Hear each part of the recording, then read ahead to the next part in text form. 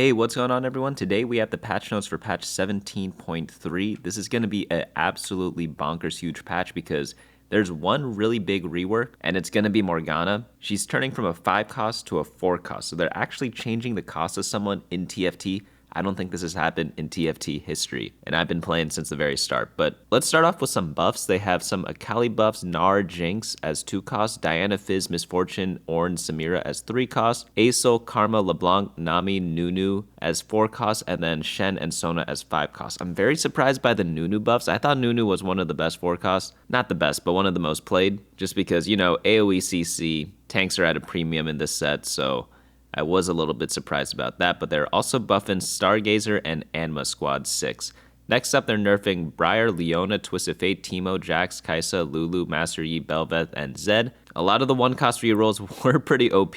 If you checked out my tier list, bunnymuffins.lol, you'll know that in the S and A tier, we have a lot of 1-cost reroll there. 1, 2, 3 different 1-cost reroll comps. And coincidentally, they're all getting nerfed a bit. Kaisa, completely OP. She's a 3-cost unit that has the power of a 4-cost. Lulu reroll, bonkers. Master Yi, the best comp to just hard force. And then Bel'Veth, part of the other reroll comp. Zed, also very OP too. And then they are nerfing Edge and Knight. It's funny. I remember last set, I don't think anyone was building Edge and Knight, but this set, everyone's building it just because it works much better for the champions. But let's see how they go ahead and do that. They're also removing Horizon Focus because it's too broken on Mountain Lulu. Hilarious. This one's always weird to use, but interesting that they are just gutting it completely. Adjusting Xayah and New Recruit, and then reworking Morgana, 5 augments, and then new god blessings. Let's go on into all the changes. Let's see how they're going to be changing the meta, what they are, things like that. But let's start off with the systems, realms of the god. They got a lot of big changes, but this is the one that should be most felt. Item component selection has moved to the Pengu offering instead of the god offering.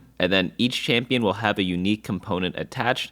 Bonus gold has been removed from champion selections, and then Pengu offering tables have now been adjusted. So instead of being forced to pick a god because they had a certain item you wanted, they're moving that to the Pengu offering, which is just champion plus item. Honestly, good change there. That means you could hard force one of the gods if you really wanted to without feeling really awful about taking an item you don't want.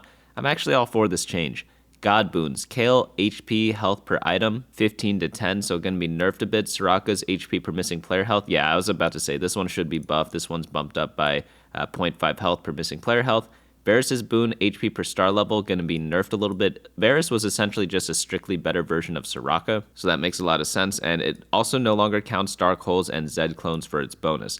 Next up, we have new god blessings. We have Ahri Blessing. Permanently grant a champion 8% attack damage and ability power and 12% chance on takedown to generate 1 gold. That's going to be a new one there. And then Soraka Divine Empathy at 66 and 33 player health. Gain a random component. Whoa, okay.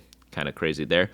And then Blessing Prosperity, stage 2 and 3. Permanently grant a champion 80 health and an additional 4 or 6 health, depending on each interest you earn. Next, let's look into the adjusted god blessings. They're removing Pandora's Seat from Thresh. Absolutely hilarious. This was the one everyone was complaining about.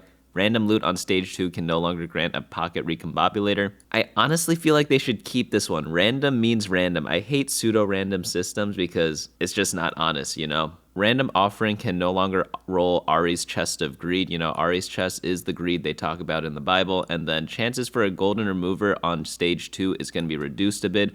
Craftsmanship, Kayle, Initial Reforger, 2 to 1. Duplicator Bundle, Varus, Tiny Duplicators, 5 to 4. This is a big change, actually. 5 makes it very easily to get 3 stars, even if you're not a reroll comp, but 4 definitely makes it a bit more of a struggle. You might have to roll a little bit to get it, actually. Star-Cross Upgrade, Varus, now only on stage 3. Your next shop contains all 2-cost units. The first one you buy is free and upgraded to 2-star.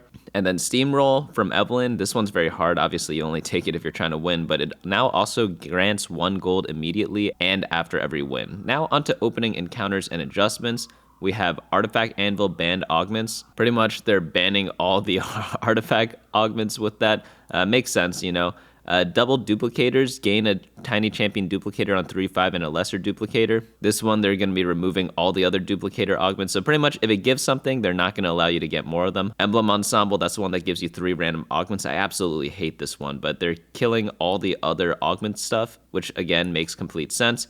Reroll opener, they're banning all the stuff that gives reroll. Again, makes a lot of sense. I'm actually surprised they didn't do this 10 sets ago when they first introduced this. Okay, it wasn't 10, maybe like 5. But it feels like this should have been fixed a long time ago. It was always broken when someone got emblem ensemble and then they got anything that gives you buffs whenever you have one of those emblems. Like one thing in the past, I think it was called like cooking pot. You got like so much value from it for no reason, but I'm glad that they are finally removing it. Better late than never, you know? PvE monsters, have we gone soft? Stage 3-7 Gromp base AD is going to drop by 150. Wait, have people been dying to Stage 3-7 PvE? It's been tough this set, especially for anima players. Screw the anima players. Let's punish them, you know? Go level up or something like that. Okay, I'm actually against this change because this... yeah, that's crazy stuff to me. Like, just build some items, use a remover if you really want to lose in the future stages, but like, come on, no, that is pretty soft, you know? All right, large like the need for a tank on my level 8 roll down. Oh, hello, Morgana. Yeah, one big issue recently is that if you go fast 9 and you completely skip 4 costs, all the tanks get taken out of the pool and then you're left with no tank. Hopefully adding another tank to the game in Morgana is going to fix that, but let's see how they do this. Anima Squad loot gained after every win is going to be changed to after every player combat. Pretty big buff to Anima Squad 6. You pretty much always get the rewards now. Arbiter deal damage. Input resist gained is being nerfed a little bit. And then Marauder AD, this one's going to be nerfed across the board. Stargazer Fountain re-enabled. Allies and empowered hexes deal 1% max health every 2 seconds. Stargazers and empowered hexes heal an additional 2.5 and gain stacking attack damage and ability power every 2 seconds. And then for 3 and 5, it's 4 and 7 AD and AP. Huntress hexes are added to the left-hand corners now. And then units tier 1, Briar base AD getting nerfed by 5. That actually feels like it's going to hurt her quite a bit. Leona base armor and MR are going to be dropped a bit. I feel like this one doesn't hurt as much because you build so much armor and MR on her anyways with the stone plates. Obviously, it is going to not be great, especially since they're also nerfing Teemo. So maybe combined, I don't know. Is it going to be playable? It's still going to be okay, but definitely not something that multiple people are going to be going every day. And I just noticed down here, like her spell damage is going to be dropped a bit too. Twisted Fate, minimum damage AP is going to be dropped by a very small amount, and then maximum damage is going to be dropped by also a small amount. I don't think this one is too crazy. I think TF is gonna not get hurt as much from these nerfs compared to Teemo and Leona reroll, because I think one big thing about TF is that he generates you gold and then it allows you to kind of scale throughout the game also and hit your other 3 stars much faster. So if you're playing TF reroll correctly, you should pretty much still hit TF3 very early and still dominate a lot of those stages and ideally get a bunch of gold too. Units tier 2, Akali spell damage, this one's going to be bumped up a little bit. Belveth spell damage can be dropped down a bit, that's part of the Briar reroll comp. And then Gnar base AD buffed up by 5. Yeah, Gnar feels kind of left out right now. I haven't really played him too much, not even as an item holder. There might just be better ones all around, so hopefully this helps him out a bit. Jax flat damage reduction AP, this one's going to be dropped down by actually only at 2 and 3 and 4 star, 1 star staying the same. And then the AP shield going to have the same changes there. And then Jinx spell damage, she definitely needs buffs. She's going to be getting only a 3 cost buff. Okay. I really don't like Jinx. I don't really play her apart from Anima. The only other time I played her was I took the silver augment on stage 2-1 that gives me a random 2 cost 2 star. And I played her a little bit from that because I got her. But that was because I was absolutely forced to use it. Units tier 3, we got Diana shield. This one's going to be buffed up a bit. Diana is another forgotten unit. Pretty much all the challengers are a little forgotten apart from Kindred. So yeah, Diana and Jinx definitely need this. Diana orb damage is going to be buffed up a bit. Fizz dash AP is going to be buffed up a bit. I actually really like Fizz. I think he's a very solid unit. I've been using him as an item holder, and he's been doing absolutely fantastic. I hope there are more Fizz comps that are going to be used a bit. One build in the past was like Kai'Sa Fizz reroll, but Kai'Sa I know is getting nerfed. She's way too OP. 2-star Kai'Sa absolutely demolishes everything. It's actually kind of crazy. But Lulu Serpent Pattern MR Shred is going to be dropped a bit. Serpent Pattern spell damage also going to be dropped. Seems like they're not touching the other ones, so Lulu reroll still going to be good. Only one of them's being affected, and it's one of the better ones there. Misfortune Challenger's secondary hit damage is going to be bumped up a little bit. Same with Challenger and Conduit. Yeah, I need to see more MF reroll in my life. But next up we have is Ornn with the AP shield getting buffed up as well. I thought Ornn's perfectly fine. I love using Ornn personally. I feel like his little play is kind of cool. He gets an item, turns one into a Radiant if you have 3 items on him. I've been using him a lot, honestly, especially in like the Corky Riven build with Bastion. Samira AD spell damage, this one's going to be buffed up a little bit. I hope Samira reroll is going to make a comeback. I found it really fun in the first patch, but they did nerf it a bit, and then she kind of was forgotten in the second patch unless you got her in really extreme circumstances. Units tier 4, we got Asol, mech form fighter, is going to be getting a bit of a damage boost, and then non-mech beam damage also getting actually a huge boost. Okay, 185 to 320. Oh, okay, but there's going to be more fall off. Okay, so that makes sense. Let's see what they talk about it over here. For Asol, an AP buff to his non-ultimate mecha form should bring him safely into the space as a playable unit, while champions like LeBlanc only need a tiny buff to return to playability. Okay, let's see what they do there. They have Karma's secondary spell damage being buffed up. I think Karma's already really good, so getting any buffs to her I think is already great. Like Dark Star's already so good, so you just can keep using Karma as like a secondary carry. I think that's going to work out very, very nicely. LeBlanc's spell damage, this one's going to be bumped up a tiny bit, as I said before. Yi losing 5 Omnivamp, not the end of the world there, to be honest. I feel like he gets overhealed a lot anyways. Nami spell damage, this one's going to be bumped up just like I'd say a medium amount. I actually haven't played Nami carry in this set yet, so hopefully this makes me kind of do that. But I think she's actually going to be pretty good after these changes. This looks pretty nice for her. I'm hoping there's some like Space Groove build available that can be used for that. Nunu base mana going to be reduced by 10. Holy cow. Like, do they talk about Nunu here? I feel like that's crazy stuff, right? I don't really see them mentioning Nunu here. That's actually very, very interesting. All right. So Xayah gonna get a spell duration 4 seconds to 6 attack change, and then spells deal 10, 15, and 200 AD bonus damage per feather to her target. This is gonna make her less reliant on Rageblade. I think it's still gonna be good on her, but definitely will make her less reliant in my opinion. Rageblade's always good on the abilities that say like for X amount of seconds do something. So it's definitely gonna be a change there. And then here is a big change, Morgana. She's gonna be changed to a 4 cost and gonna be changed from Magic Fighter to Magic Tank. Your team gains 4% durability, increase to 10 when Morgana is in her dark form. Mana gonna be nerfed, attack speed nerfed, HP buff, resistance is buff, AD buff, and ability rework. Transform for 3 seconds, gaining health and tethering to nearby champions. Over the duration, deal magic damage to the closest 3 enemies and restore health to the 2 closest injured allies. Okay, yeah, makes a lot of sense. Can't be your solo tank, but a great support tank at that. And also great utility item holder. Like, I'm pretty sure she can still use Morello's really well there. Stuff like Even Shroud, Ionic Spark, Sunfire Cape, because she's going to be, I think, in the second row still. They didn't mention any range changes, so she could be the 2 range tank. You have your main ones up front with your main tank items, and then she is going to be your utility or secondary tank. That's what's going to make sense, in my opinion, there. Now onto units tier 5, we have Shen, HP scalar 10% to 15%. Passive attack damage going to be dropped from AP but being added from maximum health. Shen base health is also going to be bumped up by 100. Sona's ability targeting is going to be adjusted to sort by nearest rows rather than nearest unit, less likely to target backliners with early casts. And then Sona debris damage, this one's going to be buffed up a little bit. Large cast damage also going to be buffed up, and then Zed clone health reduction is going to be changed from 33 to 33, 40, 40, but they're also fixing an interaction where Bruiser Emblem would grant his clones more health than the original Zed, so that's very interesting. Zed's been unlocking LP with optimized builds and an odd interaction with Bruiser Emblem. We're fixing the Bruiser Emblem interaction, but even then, we're still reducing his clone health a bit more at 2 and 3 stars. Okay, next up we have are going to be new augments. Concentration, conduit abilities last 25 to 50% longer depending on the ability. Gain a Zoe and a Mordekaiser. Heart of the Swarm. All 3-star champions now count towards Swarmling power at level 9 while fielding 6 unique 3-star champions. Primordians summon the Apex Primordian. Gain a Briar, Belveth, and 2-star Rek'Sai. If you ever get this, get a Primordian start and then get Prismatic Ticket, you're going to be absolutely smashing people in my opinion. Loot Singularity, when the black hole consumes enemies, it turns them into space matter. After acquiring enough, the black hole turns it into loot. Gain a Cho'Gath and a Lissandra. Space matter and loot quality increase each time. Gain 2, 3, 4 space matter depending on Darkstar Breakpoint. Tour of the Galaxy, Voyagers gain health, AD, and AP, increased by 10% each time you fight a new player. You prefer to fight players you haven't fought recently, gain a Pike and a Meepsy.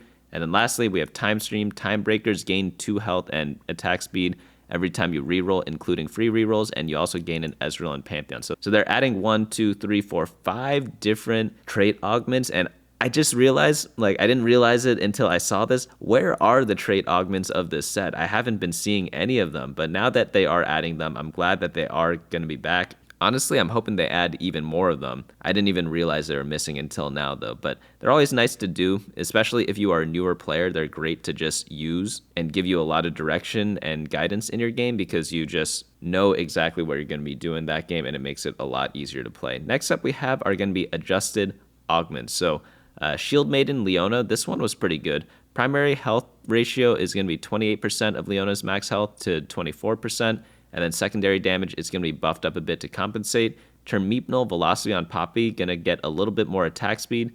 Big Bang Meepsy Fallout per Hex going to be 45 to 35. Bonk Nasus Resist going to be bumped up. Heat Death Mordekaiser going to be buffed up a bit, going to cost a bit less mana, and then the shield is going to be nerfed to compensate, so he's going to be casting more, but it's going to be a bit less powerful on the cast until you get to 3-star, where it's going to be 300 to 400 AP, so they're just nerfing the 1-star version. And then Reach for the Stars, this one's going to be Jax's spell damage, going to get us increase across the board. Stellar Combo, Aatrox, second, third cast, both going to be bumped up a bit, and then Isolation Multiplier going to be decreased. Flexible HP per emblem, 40 to 30. Jeweled Lotus, critical strike chance. This one's going to be dropped from 20% to 10%. Kahuna Kuna, bonus true damage, going to be nerfed a bit. And then May the Fords be with you. Health, 254 to 144. I love this augment personally. This is the Jhin augment where you get a Jhin and then all your 4 costs get super strong. The tower health going to be nerfed a bit. The tower is really good if you haven't tried it yet. I don't use it as a tank. It is a training dummy, but it shoots out like lightning and stuff. So I put it in my backline or even like the third row. I like the third row a lot because it still draws aggros from your main carry, but you still want to protect it and not have it die early. New recruit. 4.2 version added that it grants 2 4 costs, and then Vampiric Vitality 2 is going to be removed. Next up, we have our items. Edge of Night Missing Health Heal is going to be 30 to 20%, so that's a pretty small nerf there. We have artifacts. Horizon Focus disabled because of the Lulu interaction, and like you can't use it on that many people. It's like Lulu and Nunu, that's about it. It's pretty much unusable on like, what, 90% of the champions in the game. So yeah, definitely not the most fun, but it is what it is. Titanic Hydra, Xayah will only trigger the AoE effect on her primary basic attack. Okay, makes sense. And then now we have some small changes. So Augments, Buried Treasure rounds, 5 to 4. Cosmic Restart rerolls, 11 to 8. I have not taken this yet. I've been too much of a you-know-what to take this. But now that they nerfed it, like I know it's good, but now that they nerfed it, I'm even more scared to take it. Exclusive customization, 1 gold is being dropped from 10 to 7, same with 2. Golden Gamba is going to be changed from 4 to 2, and then Plus Plus is going to be changed from 12 to 6. Mace's Will no longer grants attack speed. Critical strike chance is going to be buffed up instead. And then Retribution also grants a holder 15% critical strike chance. This is the one where you get 2-handed justices and they also give you precision. Now it gives even more critical strike chance. Next up, we have some Arbiter changes. Okay, quite a bit of these. The following Arbiter star level outputs have been adjusted as the trait goes from 2 to 3. AP gained is going to be changed from 7-7 to 7-8, same with AS.